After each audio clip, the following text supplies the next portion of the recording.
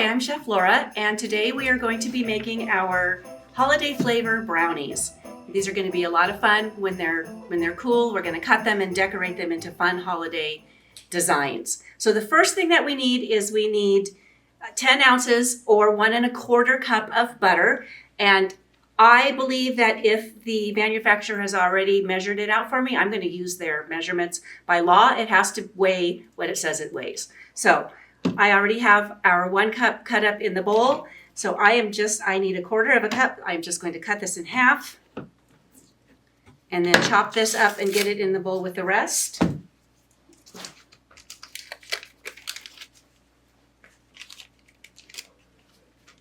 it doesn't have to be really tiny. You're melting it. So if you cut it up, it'll melt more evenly and a little faster. And who doesn't want to do things just a little bit faster, right? All right, so there's our butter. And then we need 2 ounces of unsweetened chocolate. And just like the butter, this is a 4-ounce cube. Actually, it's a rectangle of butter. So I'm going to cut this in half. The best tool to chop chocolate with is actually a serrated knife or a bread knife. What that does is it'll grip the chocolate so that it doesn't slide. If you use a regular knife like a chef knife, sometimes it wants to slide on that chocolate, and that can actually be dangerous. And I don't want anybody cutting themselves, and I especially don't want to cut myself on camera. So again, just some smaller pieces. Unsweetened chocolate is just basically 100% chocolate. So there's no sugar, there's no milk. It's a little bit firm, a little bit tougher to chop.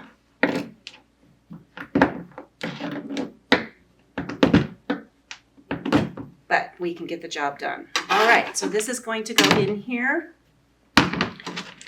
with the butter. Now I'm just going to use the back of my knife to scrape this up so that I don't cut my cutting board for myself. Very important. All right, then we're going to use the double boiler method. There's a little bit of water here in the pan. You do not want the water to touch the bowl. What this does is it actually creates protection so that it doesn't get as hot. And this is a very fast burner. This is an induction burner. I'm going to go ahead and just turn it on low. And the glass bowl is kind of nice. You can look through it, see if the butter is, or the water is not touching your bowl. And you can also check it and see, oh, got some chocolate there. Let's make sure it gets in the brownies. And then we're going to keep an eye on that as we get everything else ready.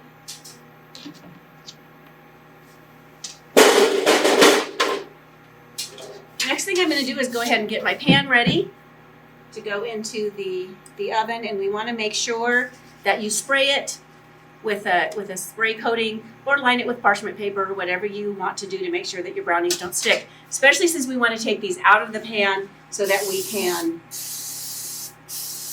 cut them and decorate them later.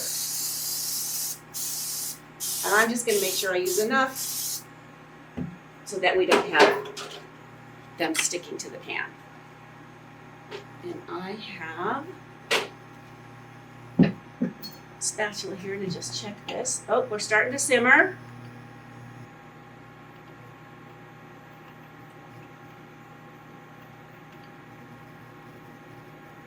Okay, our butter and chocolate is melted, and I'm setting that aside to cool while I get the other ingredients started.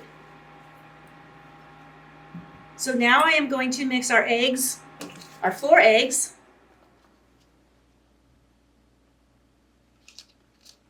one and 1/4 cups of sugar, and 1/4 teaspoon of salt. Those are already in here together.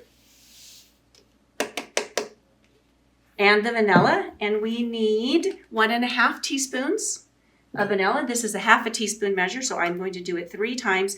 Now, if you are very confident, you can do this over your bowl. If you are not, you can do this into another little container, and that way you don't spill.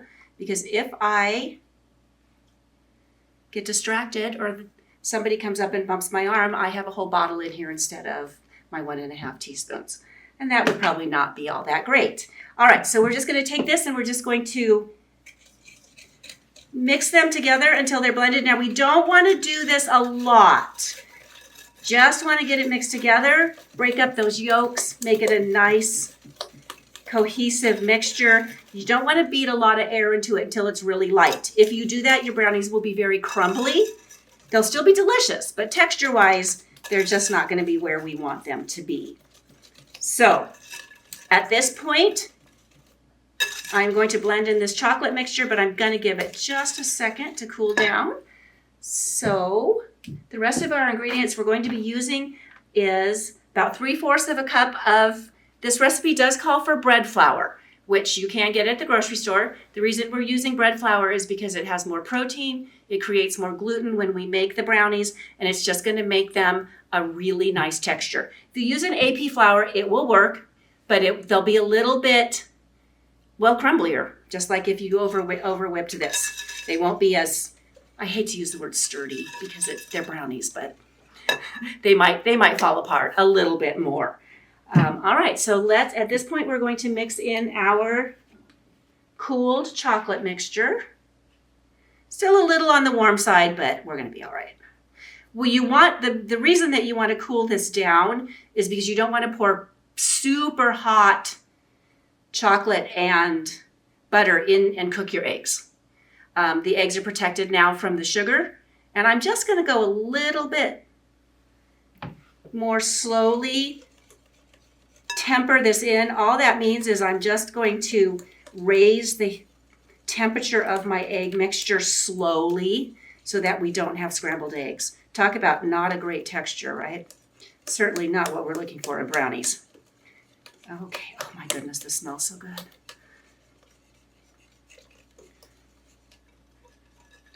All right, I'll get all of that in there. I was taught at a very young age to scrape the bowls well so that all of that mixture gets into what I'm cooking. My mother was not real keen on leaving a bunch in the bowl for us to lick.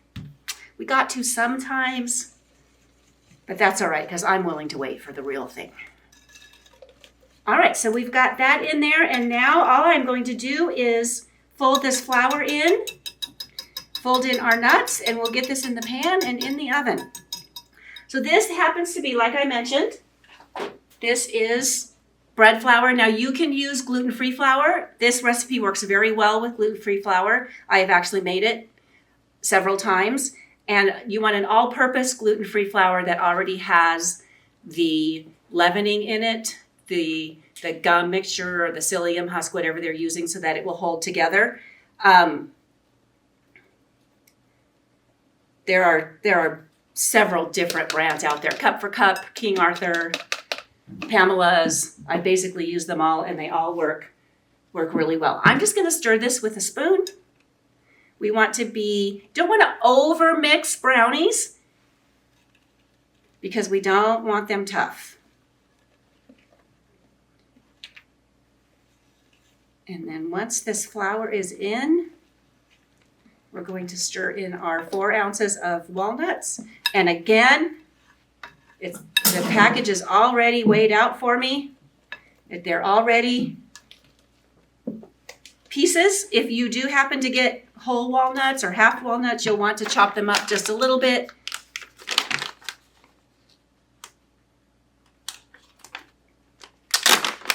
All right, so here is our 4 ounces of chopped walnuts. Stir those in gently.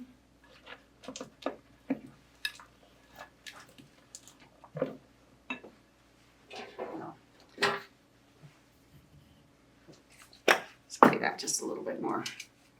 If you put your towel in your pan like I did, you probably want to respray it.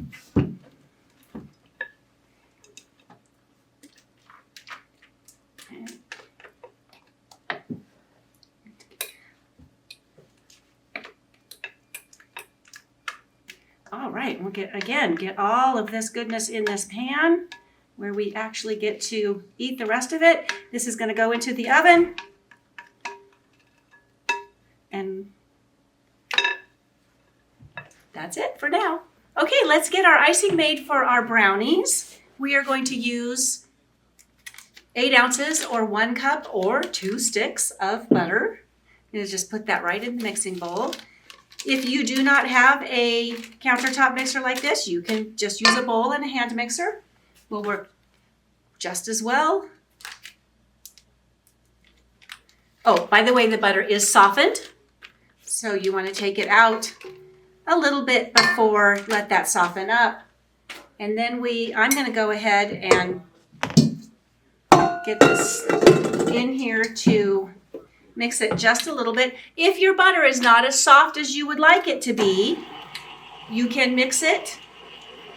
You can turn your mixer up just a little bit and let the friction of the mixer go ahead and soften that butter for you, but it is a lot easier to go ahead and get that done before. And I think I need to put this pouring shield on now. Oh, it just sits. Okay. Yeah, that's much better to do now. All right. So some of the countertop mixers come with this wonderful little gadget, which is a pouring shield, and it will make the putting your powdered sugar in so much neater and cleaner.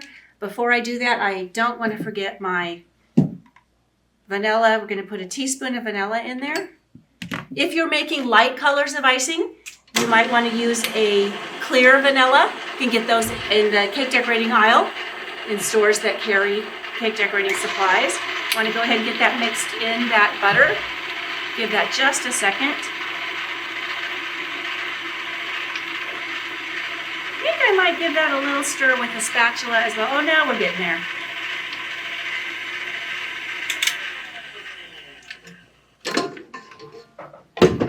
Just make sure that's well mixed so you get that vanilla flavor throughout your icing.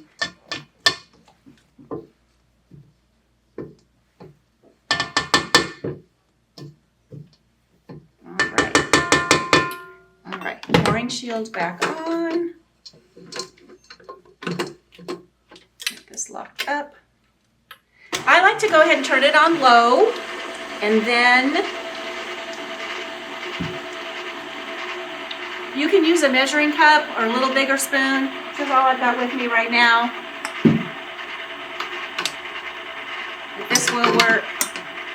If you can do this without making a huge mess, oh good, we're working here.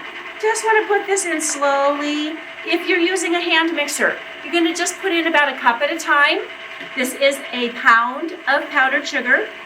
So 8 ounces of butter, 1 pound of powdered sugar. And I am making a bit of a mess, but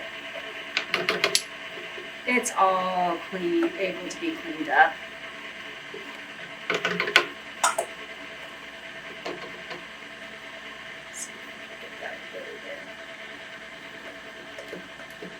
Get this in here just a little neater.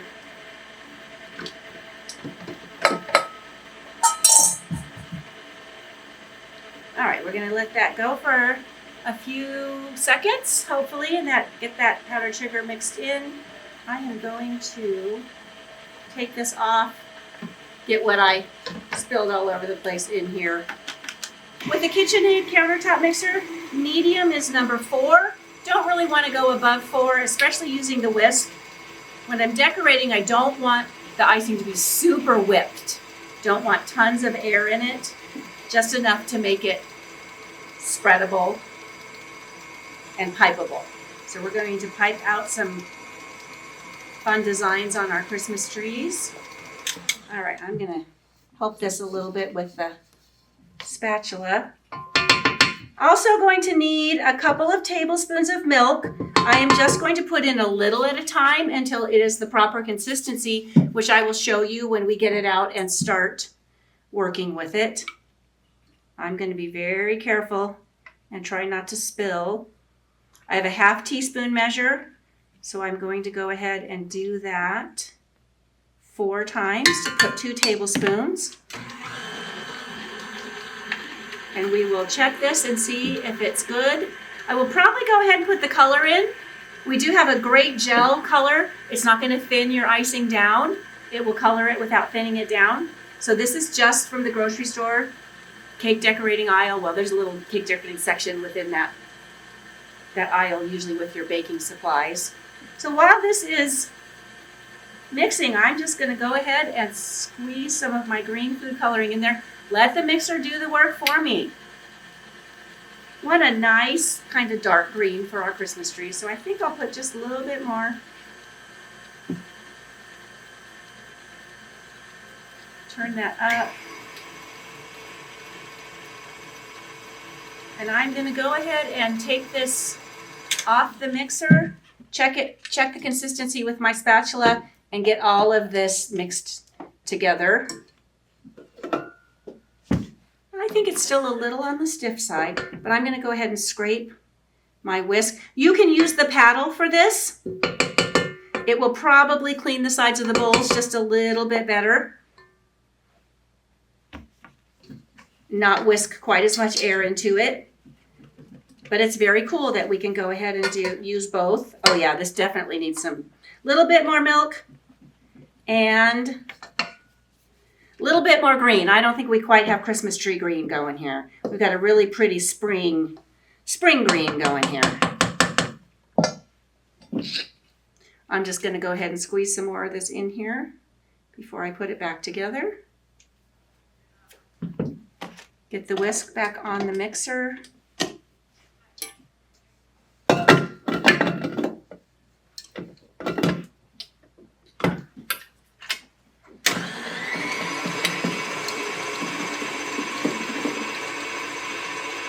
Oh, that's looking much better. We've got a nice little bit darker color of green going.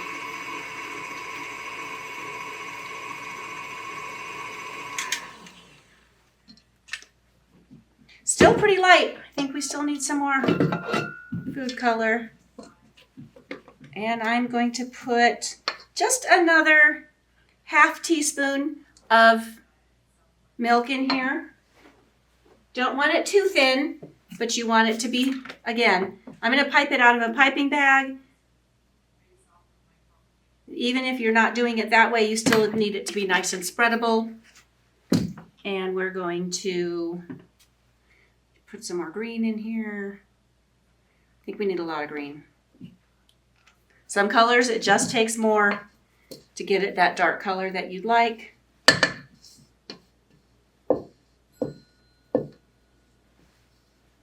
If you're having a hard time getting it green enough, you can also, again, go to a cake decorating aisle in one of the stores that carry supplies, and you might be able to find a deeper green, a juniper.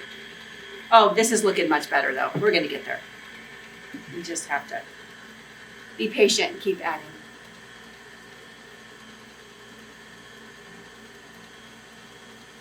The other thing about icing when you're coloring it is it will darken up a little bit with time. So if you're doing this ahead and not at the last minute, it will deepen a little as it sits.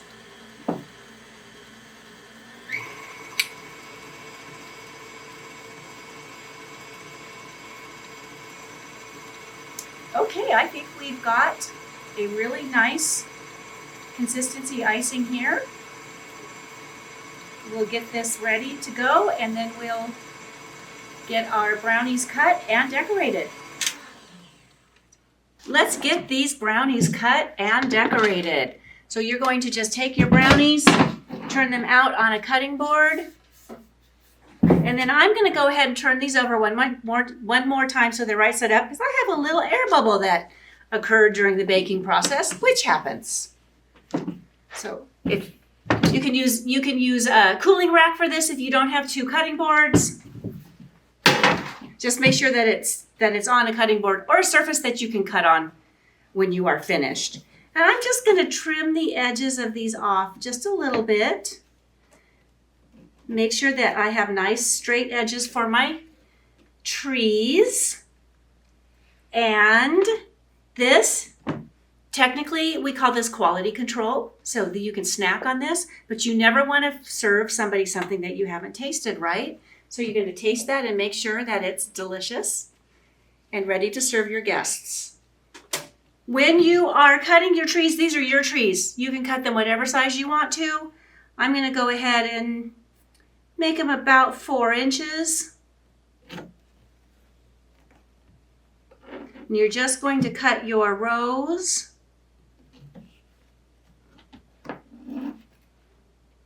And this row can either be, let's make some little ones. Make some mini ones that aren't quite so big. That way people can have 2 if they want to. All right, so we're gonna go ahead and do that. I'm going to go ahead and make use of my second cutting board here. Move these over just so that I have a little bit more room to cut. Trim this edge off again. And you can make triangles a couple of different ways. If you cut this into a rectangle and then cut it in half, the point of your tree is not going to be in the middle. So you may end up, if you just go this direction, we're going to have to trim one off. Again, either a tree that's not a tall, skinny tree. I think it's darling. It doesn't bother me that the point is not in the middle. This way we've got a little bit better triangle going on for this one. And then we can finish these off. They can be as wide or as narrow as you want to make them.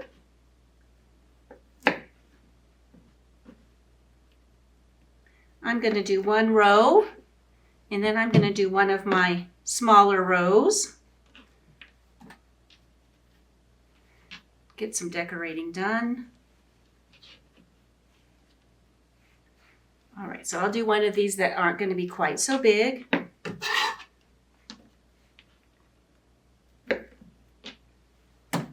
So once again, I'm going to do just a little one on the end. Little baby tree. Some of us don't have as much room. And then, oh, these are adorable. I'm liking these little ones. They are super cute. Oh, had a little break there. See if I can get that smushed back together again. That's the beauty of brownies. All right, and then we will get a couple more of these cut. Oh, perfect. All right.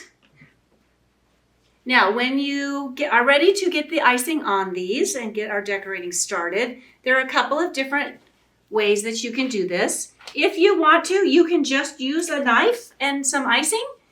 If you want to make it a little bit smoother, you can use a piping bag and a tip. Again, these are available at any store that carries cake decorating supplies. I'm going to turn the top of my bag down. Go ahead and just get some icing in here. If you don't have any and you don't want to go get any, you can use a Ziploc bag. A Ziploc bag works well. And you can do this one of 2 ways. You can actually cut this off and just put a tip down in here, or you can just cut the corner off and use it that way. You don't even have to have a cake decorating tip. I have one. I believe this is a number 10, just in case you want to know what I'm using. So when you're using a decorating bag, you want to make sure that you twist the top nice and tightly so that the icing doesn't come out the top when you're decorating. Nice thing about the Ziploc bag is you can zip it, and then you have less mess, especially if you have kids that want to do it with you. It keeps it nice and contained and clean. So all I'm going to do with this icing is I'm just going to go back and forth on my brownie. Oh my goodness, so cute. Get that covered with my green. I like the little zigzag effect, but once again, it would be just as cute with a knife. Could make it a little bit uneven, make it look like the pine needles. Oh, I got to get some of my little ones done here. I don't know why Things are just cuter when they're smaller, aren't they?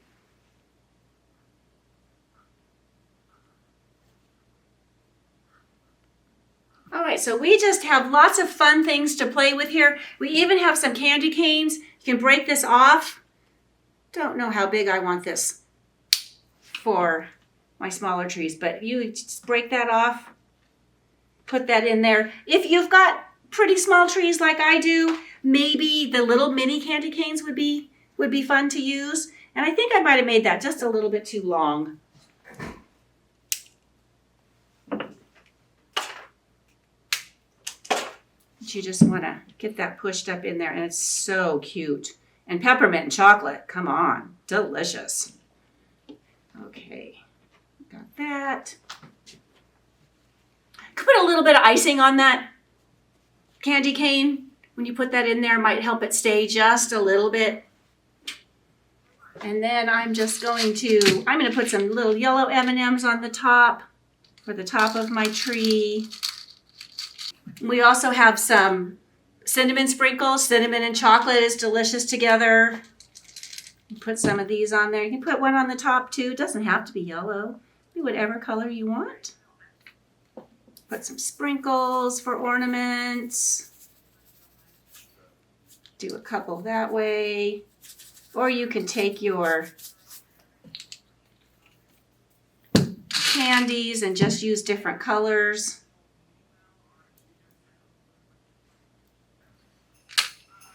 Okay, that's a really simple way to decorate these and make them into some really fun holiday trees.